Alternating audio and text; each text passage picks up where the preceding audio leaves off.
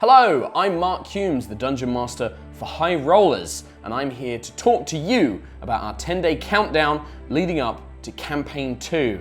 And today, I'm going to be talking to you about the world of Aerois. Campaign 2 launches on July 1st on twitch.tv/yogscast and twitch.tv/highrollersdnd. Yes, we've got our own Twitch channel as well as this brand new YouTube channel as well. Please make sure you follow, like, subscribe, ding the bell, all of that good stuff so you stay on top of all the latest videos and streams that come out on those platforms. You can also follow us on Twitter at highrollersdnd, and for the first time, I'm very pleased to say that High Rollers Campaign 2 will be available as an audio podcast as well. Links to all of these things will be in the description of this video, so please do check them out. But today, I'm here to talk to you about the world of Aerois.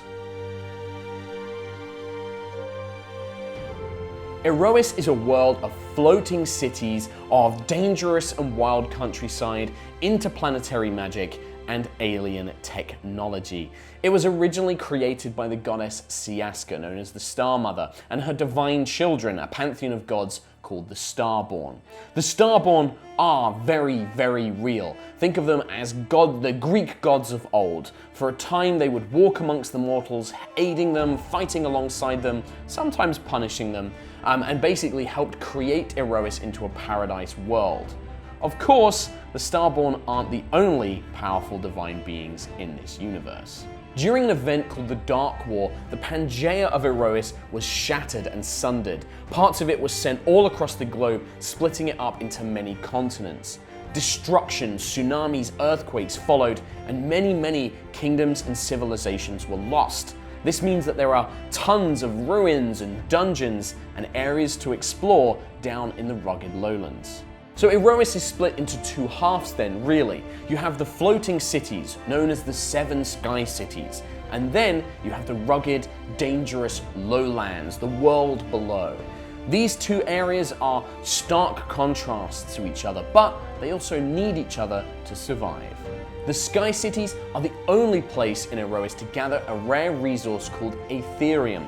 Aetherium is kind of your classic magical substance. It makes everything a little bit better. Steel stronger, food more nutritious, wood tougher and lighter, that sort of thing. And the only place to get it is in the Sky Cities.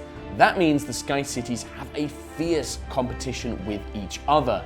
And this means that lots of intrigue and political maneuvering happens between them.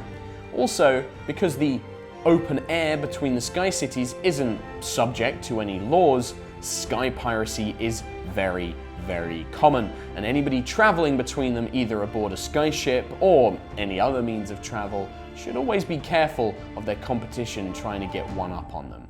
Down below in the lowlands, life is tough, and the people that live there have developed a rugged, survivalist mentality. Whilst there may still be areas of culture, kingdoms, monarchies, or governments, they always have that edge of needing to protect what they've built. The lowlands are constantly plagued by monsters, humanoids, bandits, and even greater evils such as the Remnant, the remaining forces of an ancient evil. The Sky Cities are places of culture and learning and beauty and magic, but they are tightly controlled by laws and rules. Population growth, food, resources, all of these need to be strictly controlled so that Sky Cities can continue to exist, or woe betide those that don't adhere to those rules. People who can't pay to live there must work for the city, and if you can't, well, you'll be dropped off at the nearest civilized place in the lowlands, something many citizens of the Sky Cities consider akin to death. I mentioned that Aerois is a world of interplanetary magic and alien technology. That's because in this world, in this universe I should say, the planes aren't just magical dimensions that border the material plane. No, they're actually other planets that can be seen in the night sky, that can be traveled to in starships. Planar magic is akin to a stargate, dialing into these different planets and allowing people to travel across great distances in space. Each plane is a different planet, but it might still have some of the traits you've come to expect from the core Dungeons & Dragons rulebooks. Instead of being the plane of fire, it might be a planet with lava everywhere, fiery volcanic lands, strange indigenous people that seem to have adapted to the heat.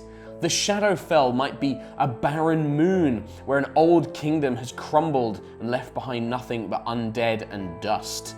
All of these things are things that the players may be able to experience, but perhaps at higher levels. But that doesn't mean that planar influences won't be seen early on in the campaign. I also mentioned alien technology. You might see things like energy weapons, strange science fiction armor, or perhaps, as mentioned, a few starships along the way. Aerois is just one planet in a galaxy of many, many, many more, and it is not the only inhabited and sentient one out there. In fact, one of the greatest enemies of Aerois is a threat from beyond the stars. That's probably all I can go over in this video today, but just to remind you, Campaign 2 Aerois starts on July 1st on twitch.tv/yogscast or twitch.tv/highrollersdnd on the Sunday, that's Sunday, the 1st of July at 5 p.m. GMT. You can use a time converter to work it out what it is in your country, please do. We don't want you to miss it. VODs will all be uploaded to this YouTube channel, so you can watch them right here.